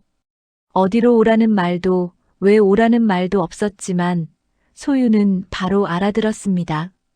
시댁 2층 정태의 방 앞에 섰을 때 소윤은 문을 두드리기 전에 잠시 멈췄어요. 아래층에서 최명자와 미애가 웃으며 이야기하는 소리가 희미하게 올라왔습니다. 태준이가 거실에서 뛰어다니는 발소리도 섞여 있었어요. 그 소리들을 등 뒤에 두고 문을 2번 두드렸습니다. 안에서 들어와라라는 낮은 목소리가 들렸어요. 문을 열고 들어선 소윤의 발이 문턱 위에서 멈췄습니다. 정태의 모습이 달라져 있었어요. 불과 1~2달 전까지만 해도 마당을 쓸 힘이 남아있던 사람이었는데 지금은 침대에 등을 기대고 앉아있는 것조차 힘겨워 보였습니다. 광대뼈가 도드라지게 마르고 손등에는 핏줄이 파랗게 비쳤어요. 하지만 눈만은 여전히 또렷했습니다. 그 눈이 소윤을 똑바로 바라보았어요. 아버님, 많이 편찮으신 거예요? 소윤이 다가가 침대 옆에 앉으며 물었습니다. 정태가 천천히 고개를 저었어요. 앉아라. 할 이야기가 있다. 소윤이 침대 옆 낮은 의자를 당겨 앉았습니다. 정태의 방은 조용했어요. 탁상식의 초침 소리만 또각또각 울리고 창밖에서 참새 2마리가 처마 끝에서 짹짹거리는 소리가 간간히 들려왔습니다. 정태가 말을 꺼내기까지 시간이 좀 걸렸어요. 창밖을 바라보다가 이불 위에 놓인 자기 손을 내려다보다가 마침내 소윤 쪽으로 시선을 돌렸습니다. 내가 처음 이 집에 왔을 때가 생각난다. 소윤이 고개를 들었어요. 새벽마다 일어나서 밥 짓던 거, 명자가 뭐라고 해도 불평 한마디 안 하던 거, 다 기억한다. 정태의 목소리가 느렸지만 한 글자도 흐리지 않았어요. 추석 때 혼자 음식 차리고 밤에 마당에서 하늘 보며 서 있던 것도, 건우 회사 망하게 생겼을 때 내 땅 팔아서 살린 것도. 소윤의 눈시울이 뜨거워지기 시작했어요. 손을 무릎 위에 꼭 모았습니다. 나는 다 보고 있었다. 한마디도 못해주고 지켜보기만 해서 그게 늘 마음에 걸렸어. 정태가 잠시 말을 멈추고 기침을 했어요. 마른 기침이 한참 이어지더니 숨이 거칠어졌습니다. 소윤이 일어나 물을 따라 건넸어요. 정태가 한 모금 마시고 컵을 내려놓은 뒤 베개 옆에서 서류 봉투 하나를 꺼냈습니다. 오래되어 모서리가 다른 갈색 봉투였어요. 아까 서랍에서 꺼내 품에 넣었던 바로 그것이었습니다. 이걸 봐라. 소윤이 봉투를 받아 열었습니다. 안에 서류가 여러 장 접혀 들어 있었어요. 펼치는 손가락이 떨렸습니다. 부동산 등기 이전 서류, 소유권 이전 계약서, 공증 확인서. 소윤의 눈이 서류를 훑어 내려가다가 한 곳에서 멈췄어요. 주소가 적혀 있었습니다. 지금 소윤이 앉아있는 이 집, 25년을 살아온 이 시댁 건물과 대지의 주소였어요. 그리고 그 옆에 적힌 소유자 이름, 김소윤. 소윤의 눈이 서류에서 떨어지지 않았습니다. 글자를 읽고 또 읽었어요. 같은 줄을 3번, 4번 반복해서 읽었습니다. 이 집이요? 지금 아래층에서 시어머니가 웃고 있고 미애가 안방을 차지하고 있고 자기를 내쫓으려 가족회의까지 열었던 바로 이 집이요? 손가락이 종이 위를 더듬었는데 그 손끝이 보일 만큼 떨리고 있었어요. 아버님, 이게 이 집이요? 그래. 정태가 천천히 말했습니다. 이 집이다. 내가 새벽마다 불을 켰던 그 부엌이 있는 집. 내가 25년 동안 마당을 쓸고 마루를 닦고 지붕 아래서 아이들을 키운 바로 이 집이야. 정태의 눈가에 주름이 깊어졌어요. 내가 친정 땅을 팔아서 건우 회사를 살렸을 때 나는 결심했어. 이 집의 진짜 주인이 누구인지 반드시 분명히 해두겠다고. 소윤이 숨을 들이쉬었지만 숨이 끝까지 차지 않는 것 같았어요. 가슴이 꽉 막힌 듯 얕은 호흡이 이어졌습니다. 변호사한테 부탁해서 아무도 모르게 처리했다. 정태가 이었어요. 건물과 대지 전부 내 지분 안에서 소윤이 이름으로 넘겼어. 명자도 건우도 모른다. 등기도 끝났고 공증도 받았으니 법적으로 완벽하게 끝난 거야. 소윤이 서류를 쥔 채 고개를 들어 정태를 보았습니다. 입술이 달싹거렸지만 말이 나오지 않았어요. 정태가 이불 위에서 손을 뻗어 소윤의 손등을 가만히 잡았습니다. 뼈만 남은 것 같은 손이었지만 그 안에 담긴 힘은 단단했어요. 명자가 너를 내쫓겠다고 했지. 정태의 목소리에 잠깐 날이 섰다가 금세 가라앉았습니다. 이 집에서 나가야 할 사람이 누군지 이제 내가 정하면 돼. 그리고 정태가 소윤의 눈을 똑바로 바라보며 입을 열었습니다. 이 집에 들어온 이래 소윤이 한 번도 들어보지 못한 말이었어요. 이 집이 버틸 수 있었던 건 너 때문이었다. 소윤의 어깨가 작게 떨렸습니다. 미안했고 고맙다. 정태의 목소리도 떨리고 있었어요. 평생 말수가 적었던 사람이, 평생 감정을 드러내지 않았던 사람이 주름 사이로 눈물이 고이는 것을 감추지 못했습니다. 명자를 막아주지 못해서 미안하고 건우를 제대로 가르치지 못해서 미안하다. 내가 이 집에서 얼마나 외로웠을지 다 알면서도 아무것도 해주지 못했어. 소윤의 무릎이 바닥을 향해 내려갔습니다. 의자에서 미끄러지듯 내려와 정태의 침대 앞에 무릎을 꿇었어요. 정태의 마른 손을 두 손으로 감싸 쥐었습니다. 그 손이 차가웠어요. 소윤의 따뜻한 손바닥이 정태의 손등을 감쌌을 때 두 사람의 손 위로 체온이 천천히 섞였습니다. 아버님, 소윤의 목소리가 갈라졌어요. 저를 알아봐 주셔서 문장이 끝까지 이어지지 않았습니다. 참고 있던 것이 터져 나왔어요. 눈가가 뜨겁게 달아오르더니 볼을 타고 눈물이 주르륵 흘러내렸습니다. 소리를 내지 않으려 입술을 깨물었지만 어깨가 들썩이는 것은 감출 수 없었어요. 그것만으로 충분합니다. 겨우 그 한마디를 밀어냈습니다. 정태의 손이 소윤의 머리 위에 올려졌어요. 마치 어린 딸의 머리를 쓰다듬듯 주름진 손바닥이 소윤의 머리카락을 천천히 쓸어내렸습니다. 이 집에 시집 와서 25년. 이 집안 어른에게서 이런 손길을 받아본 것은 처음이었어요. 그 손끝의 감촉이 소윤의 머리끝에서 가슴 깊은 곳까지 내려왔습니다. 이제 내 인생을 살아라. 정태가 말했어요. 짧았지만 무거운 문장이었습니다.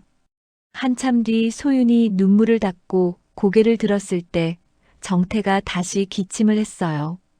이번에는 기침이 오래 이어졌고 얼굴이 붉어졌다가 하얗게 질렸습니다. 소윤이 등을 받쳐주며 아버님, 병원에 가셔야 해요. 치료를 더 받으셔야 합니다라고 간청했어요. 정태가 손을 내저었습니다. 됐다. 할 일은 다 했어. 그 목소리에 담긴 것은 체념이 아니었어요. 오히려 모든 것을 마무리한 사람의 평온함에 가까웠습니다. 정태가 마지막으로 한마디를 덧붙였어요. 이 사실은 아직 아무에게도 말하지 마라. 때가 되면 내가 판단해서 써라. 소윤이 고개를 끄덕였습니다. 서류를 봉투에 다시 넣어 가슴에 안았어요.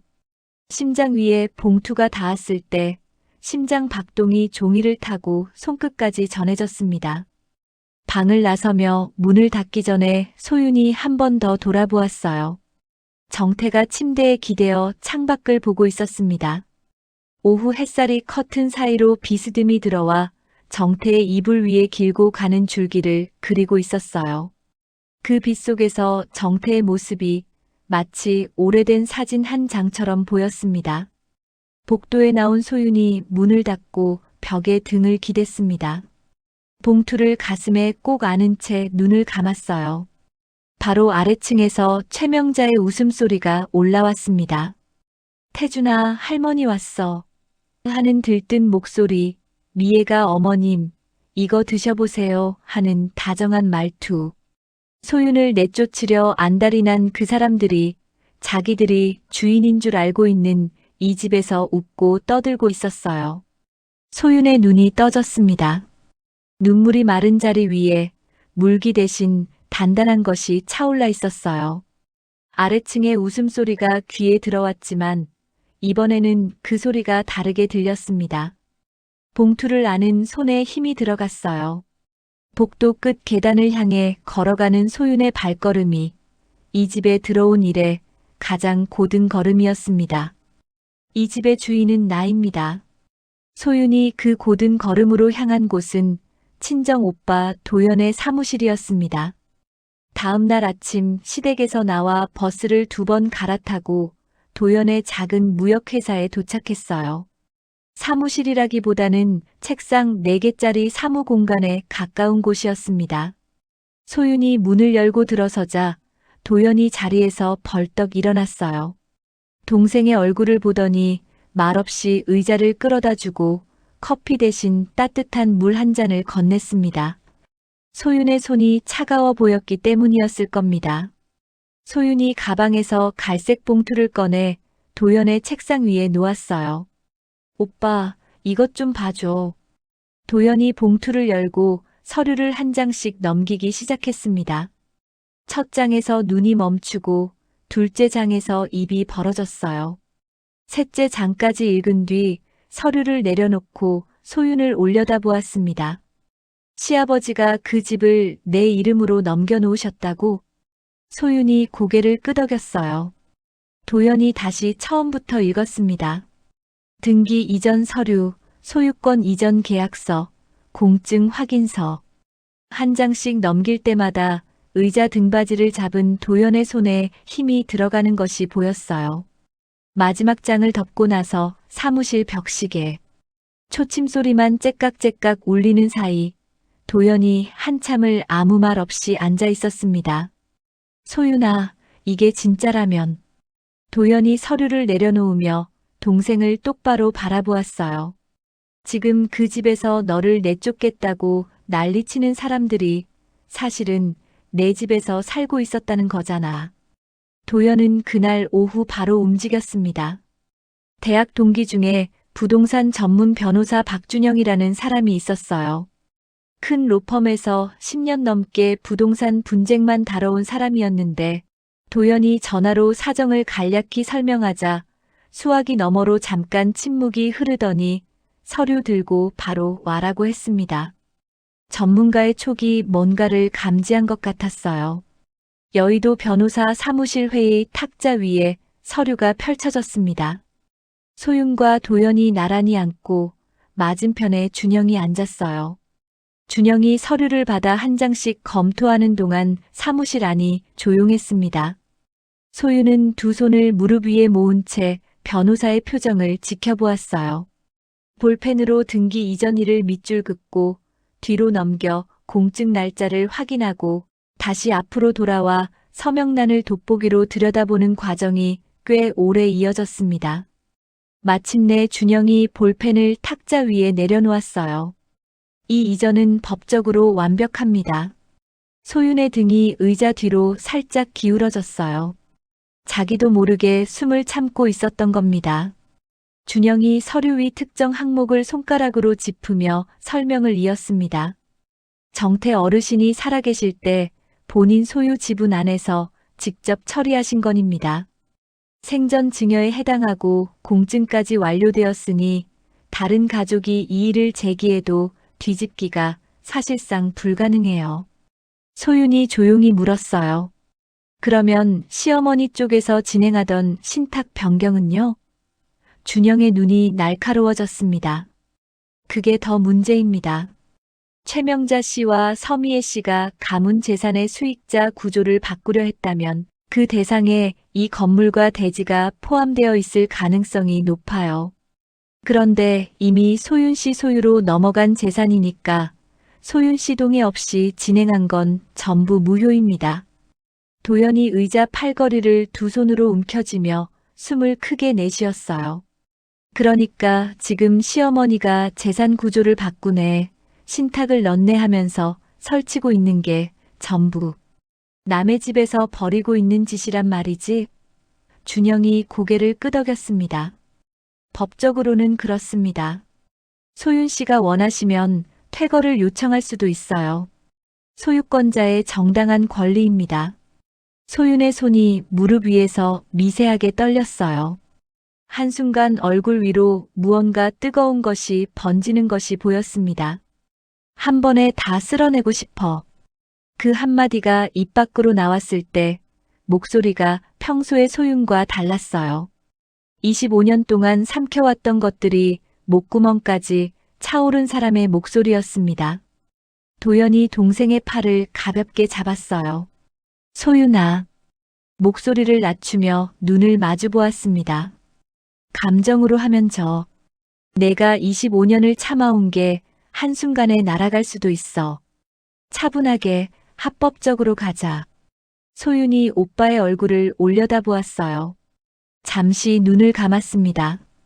숨을 길게 들이쉬고 내쉬더니 천천히 고개를 끄덕였어요. 그로부터 일주일이 걸렸습니다. 도현과 준영 변호사가 최명자 측 신탁 구조의 허점을 정밀하게 분석하는 동안 소윤은 아무 일 없다는 듯 시댁을 드나들며 아이들 뒷바라지를 했어요.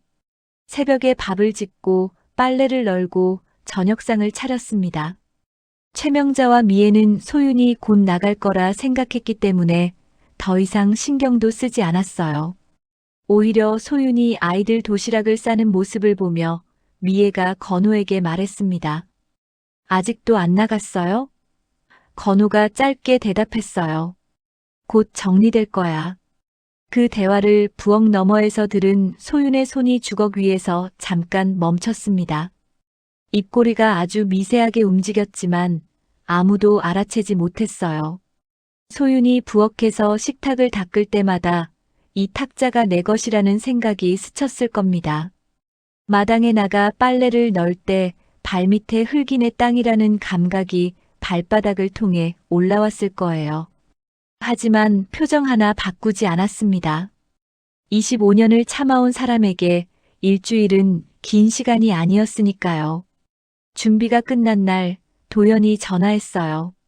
다 됐다. 보낼까? 소윤이 부엌 싱크대 앞에 서서 수화기를 귀에 댄 채 잠시 침묵했습니다. 수돗물이 흐르는 소리가 배경처럼 깔렸어요. 보내줘. 짧은 두 글자였지만 그 안에 25년치 무게가 실려 있었습니다. 내용 증명이 세 통 동시에 발송되었습니다. 이건호, 최명자, 서미애. 세 사람 모두에게 같은 내용이었어요. 시댁 건물과 대지의 소유권이 김소윤에게 있음을 공식 통보하며 해당 부동산에 대한 일체의 처분 행위 및 신탁 변경은 소유권자의 동의 없이 법적 효력이 없음을 알리는 문서였습니다. 건우가 회사에서 그 서류를 받아든 순간 첫 장을 읽던 손이 멈췄어요. 둘째 장을 넘기더니 의자에서 벌떡 일어났습니다. 회사 변호사에게 즉시 전화를 걸었어요. 이거 뒤집을 수 있는 거 아니야? 수화기 너머로 변호사의 설명이 길게 이어지는 동안 건우의 얼굴에서 핏기가 한 겹씩 빠져나갔습니다. 통화가 끝나고 전화기를 내려놓은 건우가 빈 사무실 창밖을 한참 동안 바라보았어요. 입에서 나온 말은 그 집이 소윤이 거라고 그 한마디뿐이었습니다. 최명자에게 서류가 도착한 것은 그날 저녁이었어요. 안방에서 봉투를 뜯고 읽기 시작한 최명자의 눈이 커지더니 손이 부르르 떨렸습니다. 서류를 바닥에 내동댕이 치며 소리쳤어요. 뭐라고? 이 집이 소윤이 거라고. 마루까지 울릴 만큼 큰 목소리였습니다. 영감이 미쳤어. 미쳤어. 내가 30년을 산 집을. 하지만 그 항의를 받아줄 사람은 이 집에 없었어요. 정태는 2층 방에서 가쁜 숨을 쉬며 누워 있었고 최명자가 아무리 소리를 질러도 대답이 돌아오지 않았습니다. 미애의 반응이 가장 빨랐어요. 서류를 받자마자 건우에게 전화했습니다. 이건 무효화시킬 수 있어요. 방법을 찾아볼게요. 하지만 목소리에 예전의 자신감은 없었어요. 자산관리 전문가라는 사람이 정작 자기 발밑에 소유권이 바뀌어 있었다는 사실을 까맣게 몰랐던 겁니다. 전화를 끊고 미애가 서류를 다시 펼쳤을 때 볼펜을 쥔 손에 힘이 들어가 잉크가 종이 위에 번졌어요. 그 밤 소유는 새딸이 잠든 방에 들어가 아이들 옆에 나란히 누웠습니다. 큰딸이 잠결에 엄마 쪽으로 몸을 굴려 팔을 뻗었어요. 소윤이 그 작은 손을 잡았습니다. 따뜻했어요. 둘째의 고른 숨소리가 들리고 셋째가 이불을 걷어차는 바람에 소윤이 살며시 다시 덮어주었어요. 엄마가 우리 가족 지킬 거야. 소윤이 아주 낮은 목소리로 말했습니다. 아이들은 듣지 못했을 거예요. 다음 날 아침 큰딸이 먼저 일어나 부엌에서 밥을 짓고 있는 엄마를 보았어요. 평소와 같은 모습이었지만 뭔가 달랐습니다. 허리가 펴져 있었어요. 큰딸이 다가가 슬쩍 엄마 팔짱을 꼈습니다. 엄마, 진짜 멋있어. 소윤이 딸을 내려다보며 웃었어요. 억지로 짜낸 것이 아닌 안에서부터 올라온 웃음이었습니다. 부엌 창문을 통해 아침 햇살이 비스듬히 들어왔어요. 그 빛이 두 사람의 어깨 위에 내려앉았습니다. 이 부엌의 주인이 누구인지 이제 소유는 알고 있었어요. 그 부엌의 주인이 누구인지 알게 된 아침으로부터 열흘 뒤 이정태가 세상을 떠났습니다. 가족들이 병원에 모였을 때 정태는 이미 의식이 거의 없었어요. 최명자가 침대 옆에서 남편의 손을 잡고 있었고 건우가 반대편에 서 있었습니다. 소유는 병실 문 앞에서 잠시 멈칫했어요. 이 가족 사이에 자기 자리가 아직 있는 건지 망설인 거예요. 하지만 정태의 눈이 미세하게 움직이며 입구 쪽을 향했습니다. 아직 소윤을 찾고 있었어요. 소윤이 침대 곁으로 다가갔습니다. 정태의 손이 이불 위에서 느리게 움직였어요. 소윤이 그 손을 두 손으로 감싸 쥐자 정태의 입술이 달싹거렸습니다. 소리가 거의 나지 않았지만 소윤은 그 입모양을 읽을 수 있었어요. 잘 살아라. 소윤의 입술이 파르르 떨렸습니다. 아버님. 그 한마디밖에 나오지 않았어요. 정태의 손에서 힘이 천천히 빠져나갔습니다. 심장 모니터의 규칙적이던 소리가 길고 가는 단음으로 바뀌었어요. 소윤의 손 안에서 정태의 체온이 서서히 식어가는 것이 느껴졌습니다. 장례가 끝나고 사흘째 되는 날 아침, 소윤이 상복을 벗고 영정 사진 앞에 섰어요. 국화향이 아직 남아 있었습니다. 허리를 깊이 숙여 절을 올린 뒤 나직이 말했어요. 아버님, 약속 지킬게요. 그 뒤에서 건우가 이 모습을 지켜보고 있었지만 무슨 약속인지 묻지 않았습니다. 장례가 끝나자 건우가 가장 먼저 찾아왔어요. 도연의 집 앞에 검은 외제차가 멈춰 섰는데 운전석에서 내린 건우의 모습이 며칠 전과 달라져 있었습니다. 넥타이가 풀려 있었고 양복에 주름이 잡혀 있었어요. 면도도 제대로 하지 않은 턱 위로 짧은 수염이 거뭇하게 올라와 있었습니다. 소윤아, 다시 얘기하자. 건우의 목소리가 낮았어요. 이혼 서류를 내밀 때의 그 건조한 태도는 사라져 있었습니다. 집 문제는 내가 양보할 테니까. 재산 정리도 다시 하고.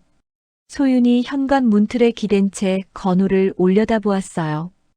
25년을 같이 산 사람의 얼굴이었습니다. 시멘트 묻은 작업복을 입고 첫 만남에 나왔던 그 청년의 흔적은 어디에도 없었어요. 소윤이 천천히 입을 열었습니다. 25년 동안 내가 정리만 해왔잖아. 당신 밥상, 당신 어머니, 당신 회사, 당신 빚.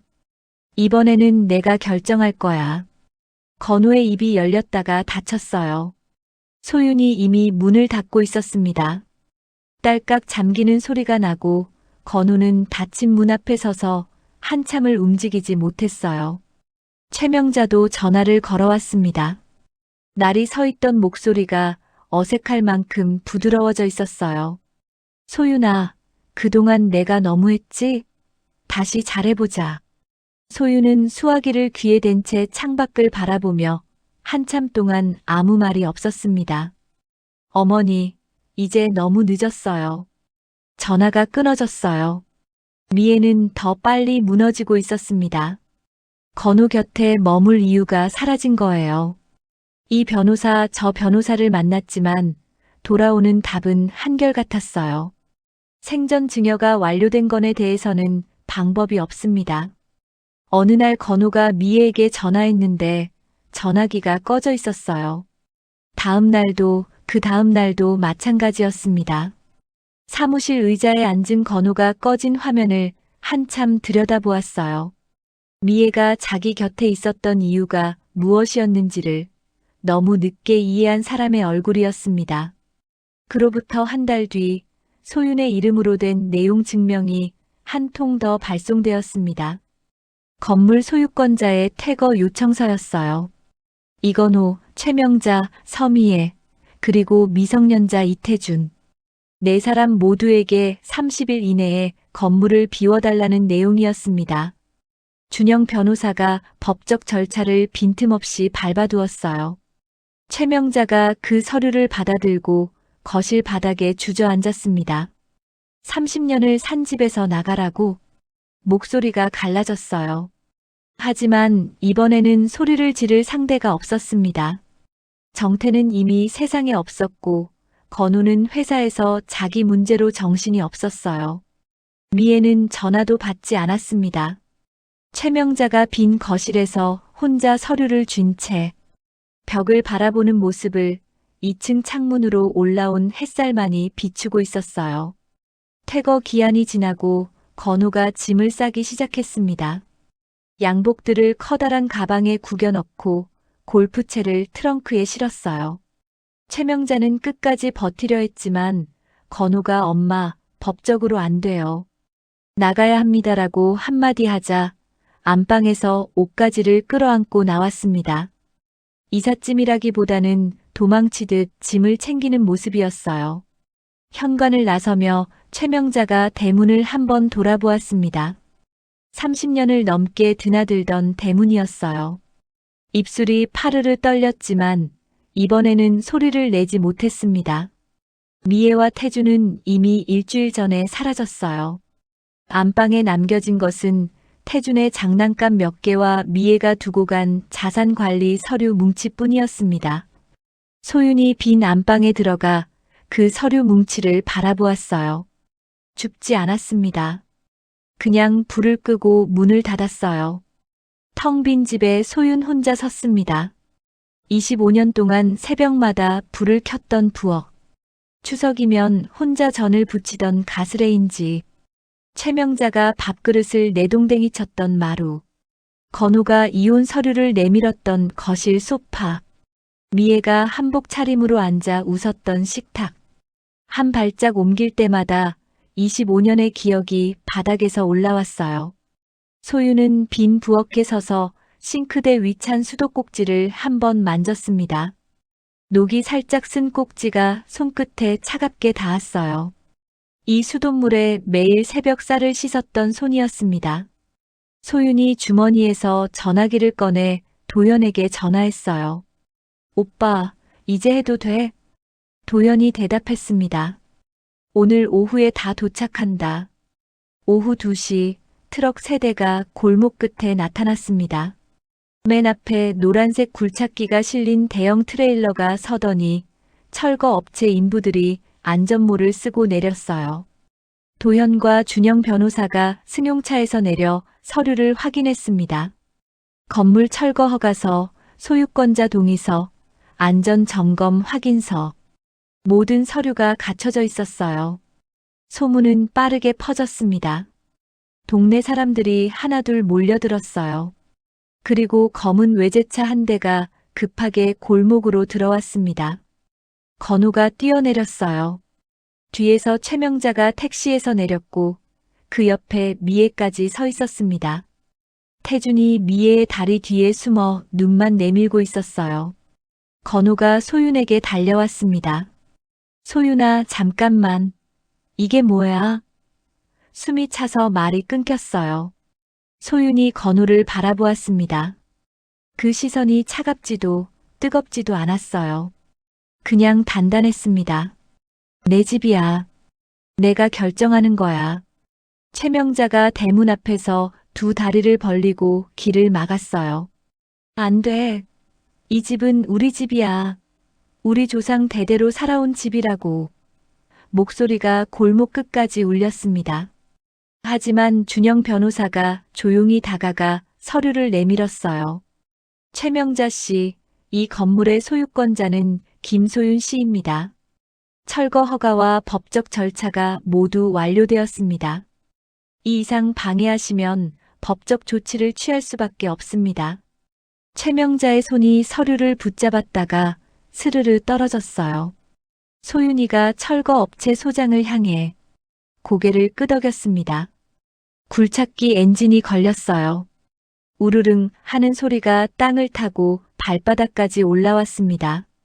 긴 팔이 천천히 들어 올려지더니 지붕 끝 기와를 향해 내려왔어요. 와장창 기와가 깨지며 먼지가 피어올랐습니다. 두 번째 타격에 석가래가 드러났고 세 번째에 벽이 무너져 내렸어요. 최명자가 그 자리에서 무릎이 꺾이듯 주저앉았습니다. 건우는 무너지는 벽을 바라보며 입을 벌린 채 한 발짝도 움직이지 못했어요. 미애가 태준을 끌어안고 뒤로 물러섰는데 그 얼굴에서 평소의 자신감은 온데간데 없이 사라져 있었습니다. 기와 부서지는 소리, 나무 부러지는 소리, 콘크리트 갈라지는 소리가 골목 전체를 울렸어요. 먼지가 뿌옇게 피어올라 오후 햇살 속에서 천천히 흩어졌습니다. 소유는 그 자리에 서서 무너지는 집을 바라보았어요. 새벽마다 불을 켰던 부엌이 쓰러지고 혼자 전을 부치던 벽이 갈라졌습니다. 밥그릇이 날아왔던 마루가 내려앉고 이혼 서류를 내밀었던 거실이 먼지 속으로 사라졌어요. 소윤의 눈에 눈물이 고이지 않았습니다. 이상하게도 울음은 나오지 않았어요. 대신 두 주먹을 가만히 쥐고 있었는데 그 손등 위로 오후 햇살이 따뜻하게 내려앉았습니다. 큰딸이 엄마 옆으로 와서 손을 잡았어요. 둘째가 반대편 손을 잡았고 셋째가 엄마 허리를 껴안았습니다. 네 사람이 나란히 서서 무너지는 집을 바라보았어요. 철거가 끝나자 그 자리에 빈터만 남았습니다. 기와 조각과 콘크리트 파편 사이로 마당에 서 있던 감나무 한 그루만 그대로 서 있었어요. 정태가 살아있을 때 가끔 그 나무 아래서 손녀들에게 구겨진 10,000원짜리를 쥐어주던 나무였습니다. 소윤이 그 나무 앞에서 발을 멈추었어요. 여기에 짓겠습니다. 도현과 준영 변호사가 소윤 쪽으로 돌아보았어요. 소윤이 빈터 전체를 한 바퀴 둘러보며 말을 이었습니다. 사람들이 모이는 곳을 만들고 싶어요. 문화도 있고 배움도 있는 곳. 어른도 아이도 올 수 있는 곳. 이름은 정했어? 도연이 물었어요. 소윤이 감나무를 올려다보며 고개를 끄덕였습니다. 정태마루. 바람이 감나무 가지 사이로 불어 나뭇잎이 바스락거렸어요. 마루는 한옥에서 가족이 모이는 자리잖아요. 아버님이 그런 분이셨어요. 말은 없으셨지만 이 가족의 중심이셨어요. 그날 저녁 소유는 세 딸과 새로 이사한 작은 아파트에 둘러앉았습니다. 큰딸이 도화지에 정태마루라고 매직으로 크게 쓰고 밑에 꽃을 그려 넣었어요. 둘째가 할아버지 좋아하시겠다라고 했고 셋째가 할아버지한테 보여드리고 싶다라고 했을 때 소윤의 눈시울이 잠깐 붉어졌습니다.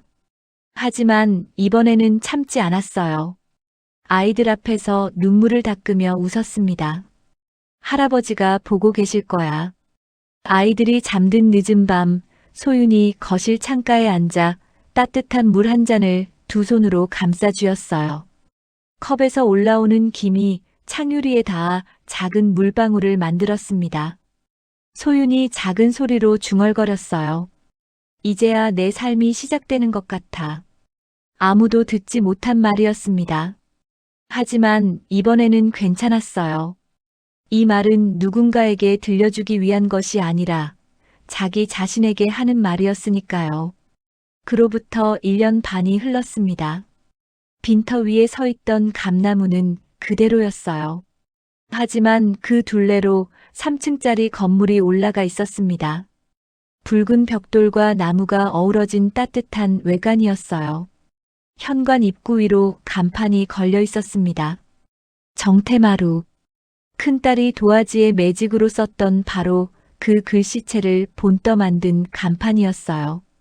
글씨 아래 작은 꽃 그림까지 그대로 살려두었습니다. 1층에는 동네 어르신들이 모이는 문화 사랑방이 있었어요.